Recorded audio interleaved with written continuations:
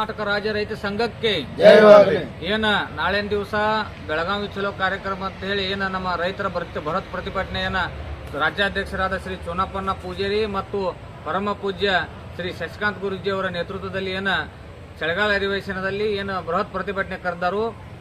ನಾಳೆ ಬೆಳಗ್ಗೆ ಕರೆಕ್ಟ್ ಸರಿಯಾಗಿ ಎಲ್ಲರೂ 10 ಗಂಟೆಗೆ ಬೆಳಗಾವಿ ಸುವರ್ಣ ಸೌಧಕ್ಕೆ ಎಲ್ಲರೂ ರೈತರು ಭಾಗಿಯಾಗಬೇಕು. ನಮ್ಮ ರೈತರ ಏನು ವಿವಿಧ ಬೇಡಿಕೆಗಳದಾವು ಎಲ್ಲವನ್ನು ಬೇಡಿಕೆಗಳನ್ನ ಈಡೇರಿಸುವುದರಿಂದ ನಾವು ಬರೋನು.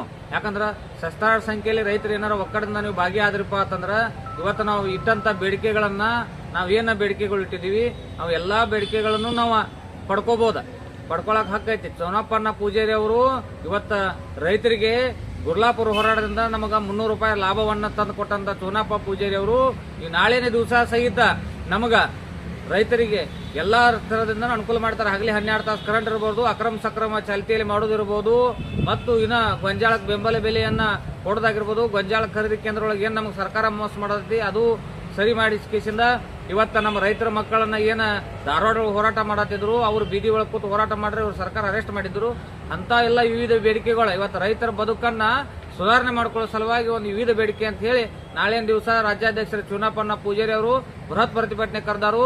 ಎಲ್ಲಾ ರೈತರು ಸಹಿತ ತನು ಮನ ಧನದಿಂದ ಸ್ವಯಂ ಪ್ರೇರಿತವಾಗಿ ವೈಯಕ್ತಿಕ ವಿಚಾರವಾಗಿ ಎಲ್ಲರೂ ನಿಮ್ಮ ಗಾಡಿಗಳು ತಗೊಂಡು ನೀವು ಎಲ್ಲರೂ ಭಾಗಿಯಾಗ್ರಿ. ಸಹಸ್ರಾರು ಸಂಖ್ಯೆಯಲ್ಲಿ ನೀವು ಭಾಗಿಯಾದ್ರಪ್ಪ ಅಂತಂದ್ರ ನಾವು ಗುರ್ಲಾಪುರ ಮಾದರಿ ಹೋರಾಟ ಗೆಲ್ತೀವಿ.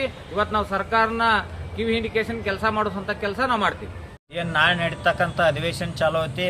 ನಮ್ಮ ರಾಜ್ಯಾಧ್ಯಕ್ಷರಾದಂಥ ಚೋನಪ್ಪ ಪೂಜಾರಿ ಅವರು ಶಶಿಕಾಂತ್ ಗುರೂಜಿ ಅವ್ರ ನೇತೃತ್ವದಾಗ ಏನು ಅಧಿವೇಶನಕ್ಕೆ ನಾಳೆ ದಿನಾಂಕ ಏನು ನಮಗೆ ಡೇಟ್ ಕೊಡ್ತಾರೋ ಸಾವಿರಾರು ಸಂಖ್ಯೆಯಲ್ಲಿ ನಮ್ಮ ರೈತರು ಬರ್ಬೇಕು. ಯಾಕಪ್ಪ ಅಂದ್ರೆ ಈ ಸರ್ಕಾರ ಆಯ್ತು, ಈ MLA MP ಆ ಕಡೆಯಿಂದ ಬರಾಕ್ ಇವ್ರು ಗೊಂಜಾಳ ರೊಟ್ಟಿ ಜೋಳದ ರೊಟ್ಟಿ ತಿನ್ನಾಕ ಬಂದಂಗೆ ಬರತ್ತಾರೋ.